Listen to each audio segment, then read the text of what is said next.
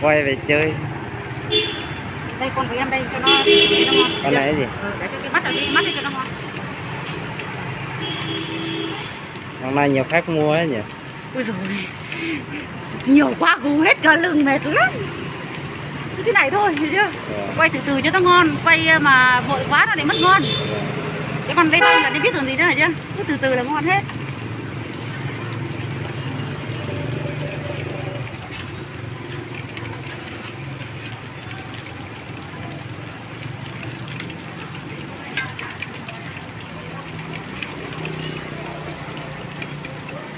Lúc nhá chị cũng mua để nói với canh.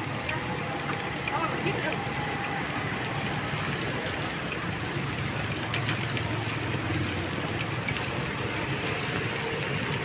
Coi như là cũng lâu phết đấy nhỉ?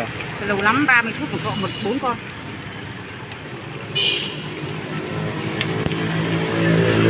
Có mua bia rượu gì không? Dạ. Bia rượu gì không? Không. Có rồi, mua vì với con nữa. Còn bạn nó ở nhà đang đợi mà. Biết rồi. Đấy giờ này chị em thấy đây chị đến khách đến chị còn bỏ thôi giờ chưa có. Nói hẳn nửa tiếng đi đây. Vì mình nói sự thật luôn rồi chứ giờ.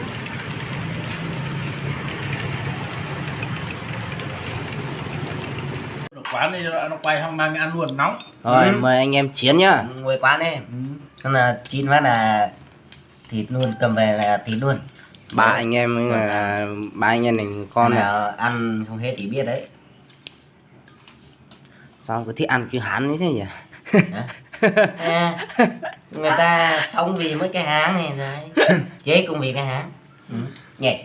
Sống vì cái này, chết vì cái này.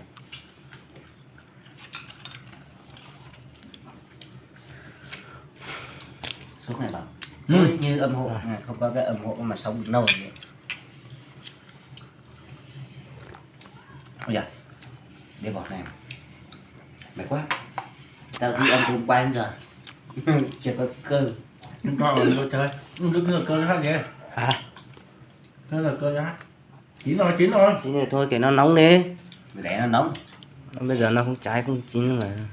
À, thế mình nhớ cái nồi cơm lao cam từ hôm thứ 5 đến giờ như người ta chưa đổ thôi. Thế trong ui giời ơi.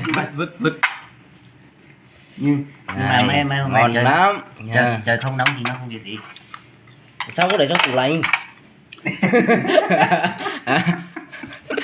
Thế bảo để trong tủ lạnh xong. Để cho tủ lạnh xong rồi lại cắn để trên ngăn đá đi. Nấu cơm chín xong là để ngồi bê để ngăn đá thì tanh lắm nhỉ. Nên là ăn sẽ ra nấu. Rồi mời anh em chiến nhá. Đồ đấy bây giờ mày xé ăn cái rau tí cái xương mày bẻ ra mày gặm ngon ngọt lắm. Bảo nó chặt từ vòng đấy bé nó ăn hay thế là nó cắt mẹ củ nó cũng bảo nó cắt vứt đi ấy. Cái đầu nó với còn trắng nữa nhỉ. Đầu thì không ăn thôi. Chưa chín nhé. Ăn khúc này Này. Nó bảo là chặt cái đầu